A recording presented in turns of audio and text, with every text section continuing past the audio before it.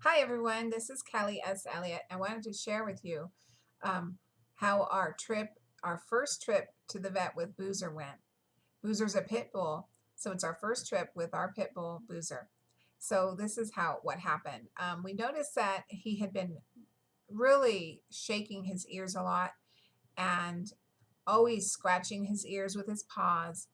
And then he was even to the point where he started to tilt his head a little bit to one side all the time. So we go, oh, we better take him to the vet. He was also licking his paws, his back paws, very frequently, where it was driving us nuts. That noise, that noise that big dogs make when they're constantly licking. Oh my God, it drove us nuts. So we decided, okay, we're going to make an appointment for him to go see the vet. So I call the vet and we get an appointment that day. Okay, so we go in and we are wondering, you know, how he's going to behave going into a vet with all these animals there. Well, we got an appointment at 2:30 and there was nobody there, no animals, no customers, just the people that work there.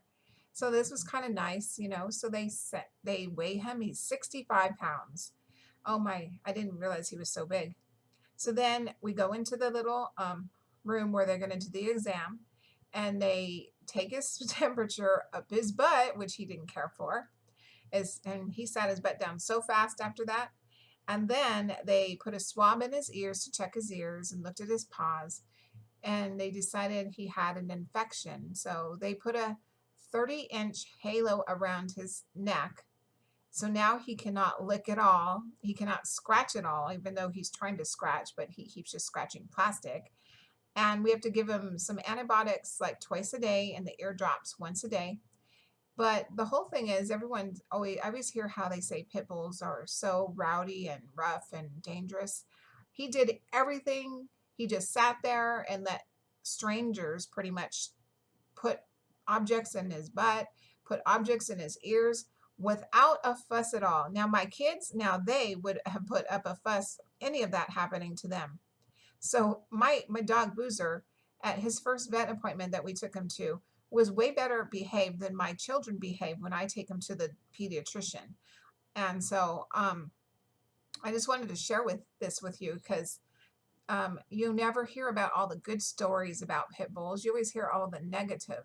And that goes with anything in life. You don't hear all these positive things that are going on in the world. Everyone talks about all the negative things, and there's so many more positive things.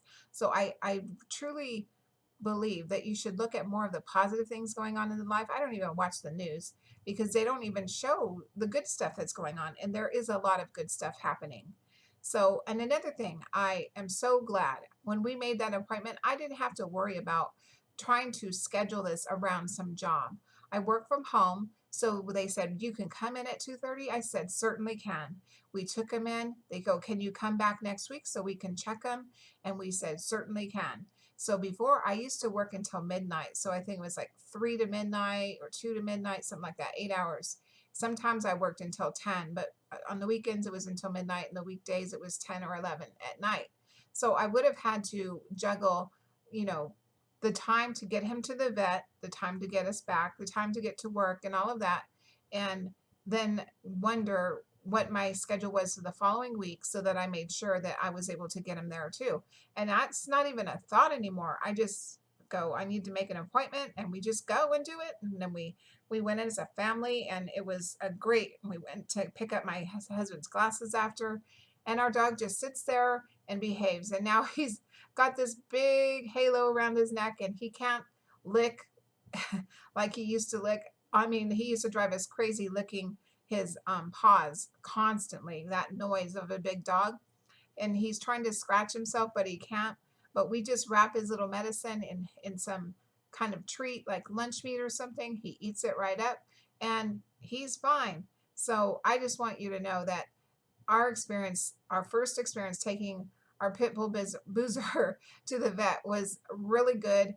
And I want you to know there are some positive things with pit bulls and positive things in life.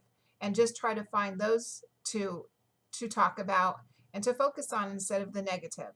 Have a wonderful day. Have a positive day. And I hope to talk to you soon. Bye.